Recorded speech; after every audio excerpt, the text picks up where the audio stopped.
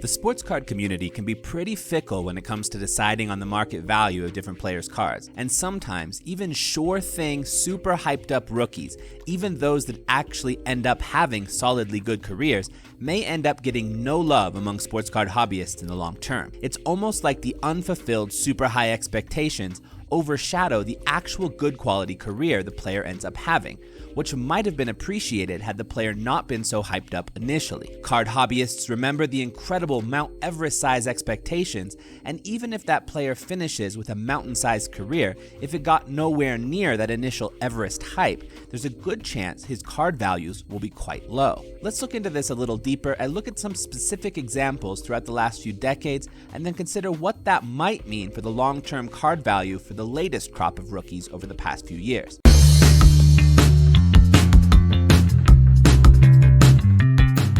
First, let's take a look at a few hyped up rookies from the 1990s who had solid careers but nowhere near their initial hype. Jerry Stackhouse. An excellent 6'6" athletic shooting guard from North Carolina was destined to be compared to Michael Jordan when he entered the league. And at a time when every rookie class seemed to have one player that was labeled as the next Michael Jordan, Jerry Stackhouse was the one among the many who seemed to have a better chance to reach that pinnacle than any other. And as such, his hype coming into the NBA was massive. And starting off his career, he didn't disappoint. He averaged 19 points a game during his rookie season in 95-96 and 20 during his next season, and his hype lasted quite strongly through those years. His cards were some of the most sought at the time, and their values skyrocketed above others from his draft class, even when compared to the player who would become the long-term best player from that draft class, the young high school phenom Kevin Garnett. The Stackhouse hype was hyper. However, since Stackhouse's second year with the 76ers coincided with Iverson's rookie year with the 76ers, by Stackhouse's third season, he was playing second fiddle to the generational talent that was AI. Stackhouse's third season was statistically a major drop-off, and after about a third of the season was underway, Stackhouse was only averaging 16 points per game. So the 76ers decided to trade him to the Detroit Pistons, and his first year and a half there were also pretty underwhelming. It was during this couple-year span of time where the sports card hobby just kinda left him behind, as Kobe Bryant entered the league and became the hobby darling, while others like AI and Shaq were also massive in the hobby. All those people who had bought up tons of Stackhouse cards thinking he was the next MJ, well, most of them were offloading as many of their Stackhouse cards as they could during those couple of years. This exodus of collectors who were holding on to Stackhouse cards before meant that the value of his cards dropped very extremely, and those values never were able to recover too much, despite the fact that Stackhouse ended up having quite a solid long-term career. In fact, a couple of years later, he was averaging 29.8 points per game, ranking second in scoring in the NBA next to only AI. And though his career peak was only a few years long, Stackhouse continued to play in the NBA until the age of 38, finishing his 20-year NBA career with more than 15,000 points and some solid stat lines. But once the hobby had dropped him, it never picked him up again. There were other names that the hobby had shifted to, and it wasn't going to go back to him again, almost no matter what he did. I would suggest that if Stackhouse had had the kind of career he had had while entering the league with no hype whatsoever, he probably would have had cards that valued decently. Not like crazy high or anything, but those values might have been able to remain at that kind of mediocre level for the long term. However, because of the fact that he had had enormous hype, had cards with very high values, and then had dropped off to an extreme level, nobody was really getting back into his cards again, so they just forever ended up remaining at the bottom of the barrel bench player level values. And just as a side note here, let's just talk very briefly that Jerry Stackhouse was far from the only young player of the 90s labeled as the next Michael Jordan who faced something like this. This label always caused card values to go up crazy high, only to drop once that player wasn't in fact anywhere near Jordan caliber. In the 92 draft, Harold Miner was given the label, and in 93, the baton was passed to Isaiah Ryder. Both of these players are interesting cases worth mentioning, though they don't quite meet the criteria for the topic of this video since their careers weren't really that great. Harold Miner, aka Baby Jordan, had massive hype entering the league, was in more insert sets over his first couple of years than even all-time greats like Clyde Drexler and Reggie Miller, but ended up only having a 4-year career before he just couldn't make an NBA team anymore. Isaiah Ryder, on the other hand, didn't flame out quite so quickly, but he also came into the league with massive hype that he just simply couldn't sustain. Both of these players had cards that had skyrocketing card values early on, and then ended up being common cards a few years down the road. Glenn Robinson. When Glenn Robinson was drafted in 1994, expectations for him were sky high. He had just put on one of the most impressive college seasons with Purdue, averaging 30.3 points and 11.2 rebounds per game. So despite the fact that he was entering the league with several very hyped up rookies, namely Grant Hill and Jason Kidd, Glenn Robinson was the easy #1 pick for the Milwaukee Bucks. And at this time, the rookie salary cap structure didn't exist as it does nowadays, so the Bucks were quick to offer him the highest rookie salary that has ever been given to a rookie, a 10-year, $68 million contract. And with that kind of league hype, you can only imagine how it also translated to hobby hype as well. He was in every insert set that was created, it seemed. And during his rookie year, the big dog was phenomenal. He averaged 22 points and 6.5 rebounds and looked to be ready for a long and amazing career. However, if you look at the value of his cards, you'd think he was a bust. Though his rookie season may have been his best season in the NBA, he actually had 8 seasons in which he averaged over 20 points per game. He made the All-Star team twice. During his 11-year career, he averaged 20.7 points per game total. He was a very good NBA player. But nowadays, when people think of the '94 draft class, Grant Hill and Jason Kidd are the names people remember.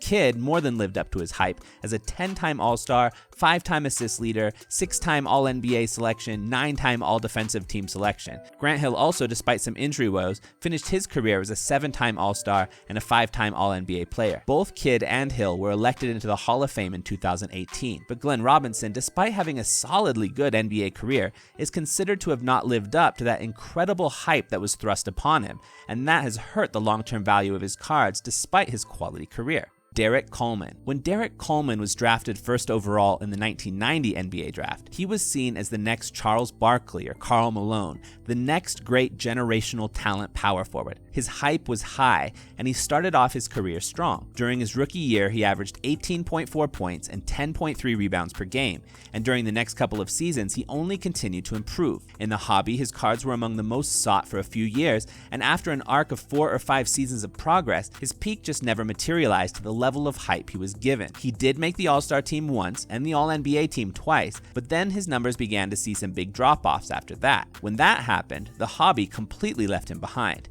His cards lost their values almost completely. By the end of his 15-year career, he had had a solid NBA career, averaging 16.5 points and 9.3 rebounds per game, but since he was nowhere near that initial hype, his card values ended up being at a common player level. Now let's move on to the early part of the 2000s and look at a couple of names from there that also had massive hype. Ricky Rubio. Before the emergence of international super talent Luka Doncic, you had Ricky Rubio. Rubio became a professional basketball player in Spain at the age of 14. Entered the EuroLeague, the second best professional basketball league in the world, at age 16. At the age of 17, he was the starting point guard for the Spanish national team at Beijing Olympics, helping his team go all the way to the gold medal game against Team USA, where they lost by a narrow margin to bring home the silver. He was a huge name in international basketball. Even non-basketball fans knew who he was. Prior to entering the NBA draft, he was said to be the next Pistol Pete Maravich and the next Jason Kidd. So when he was drafted 5th overall, his hype was hyper, much more hype than the point guard picked 2 spots after him, the one and only Steph Curry. Also, might I add, later on down the list in this draft was also DeMar DeRozan, and later still Drew Holiday, who I would suggest may just be the most underrated player in the entire NBA. But all that's getting off the point here. Rubio's hype was massive, and if you look at the narrative that has surrounded him since, you might think that he was an absolute bust. And compared to the hype, yeah, he was a bust. But compared to nothing, just looking at his career objectively, he's had a very solid NBA career, very, very far from anything resembling a bust. He's been a starting point guard for several NBA teams from the age of 21 to 30, only this past season moving to a bench role as a 31-year-old. During his career, he has constantly averaged 8 or 9 assists per game. He was a double-double machine and a phenomenal playmaker. While his career is not the career of legends, it is the career of a solid starting caliber point guard in the best basketball league in the world. He was far from a bust. But because of the bust-like narrative, his cards will likely forever be even cheaper than backup point guards who had half the career he has had. Andrea Bargnani. Whenever a generational talent enters the NBA, for the next handful of seasons, everyone seems to be looking for his carbon copy. After Michael Jordan, you had a string of the next Michael Jordan players with super high expectations. And it is to this phenomenon that Andrea Bargnani entered the league expecting to be the next Dirk Nowitzki.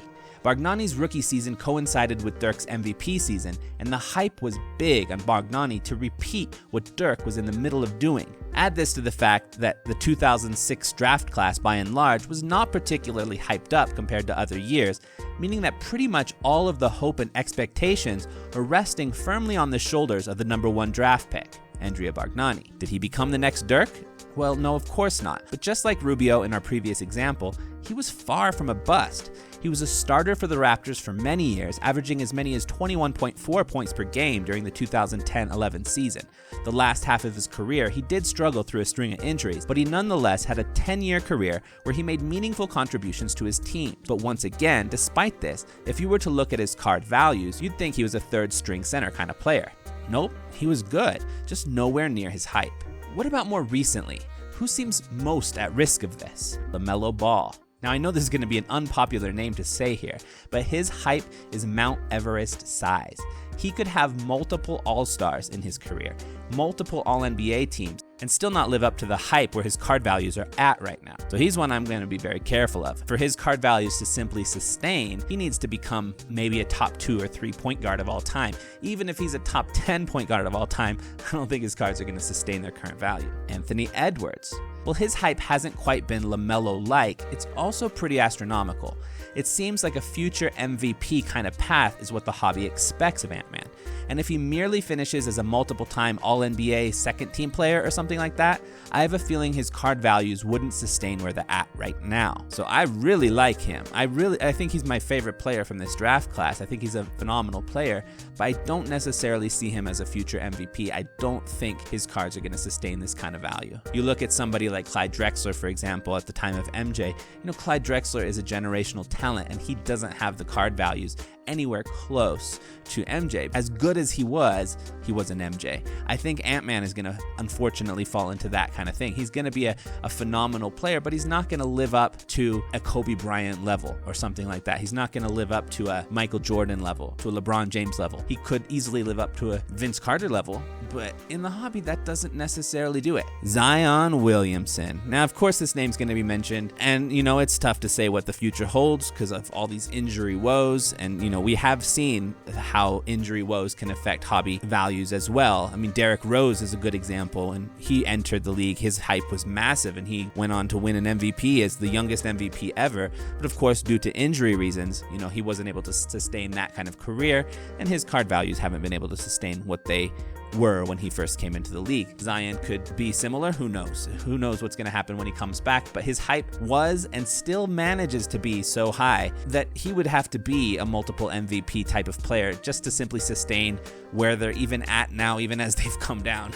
Now, from the more recent crop of rookies, it's really hard to say anything this early on, especially since there isn't any one rookie who's kind of positioned himself as the #1 super hyped up player. There was 3 really when the draft class first came in, the first 3 picks, but during the first year, there's names have gone back and forth, and there's a handful of them who all get quite a bit of hype, but none of them who stand out quite like, LaMelo Ball did last year, maybe Anthony Edwards, or like Zion and Ja from the year before. There's 5 or 6 names that all get pretty good size hype. But still, despite this, I think we still have to be careful to watch for that hype and see, not follow the hype when it does strike. And you could see how that could happen with a number of the young rookies. Cade Cunningham, I think he's going to be great, and for the moment, I'm trying to get as many of his cards as I can, but it's mostly because at the moment, he doesn't seem to be overhyped like LaMelo was, so his cards are a little bit more reasonable and I think have a potential to increase. But if a hype does hit him, which is entirely possible, I would be very careful. Almost the exact same thing I could say about Evan Mobley. Now, I don't know if he's going to get the kind of hype that Cade could get just because of his position as a center, and even great centers don't oftentimes get that hype. I mean, you can look at some of the big guys like Kevin Garnett and Tim Duncan, their cards don't have that much value. I don't know if Evan Mobley's going to be in that same category, whereas Cade Cunningham might be seen in the category of an MJ, a Kobe Bryant, a LeBron James, the kinds of players who do get a lot more hobby love.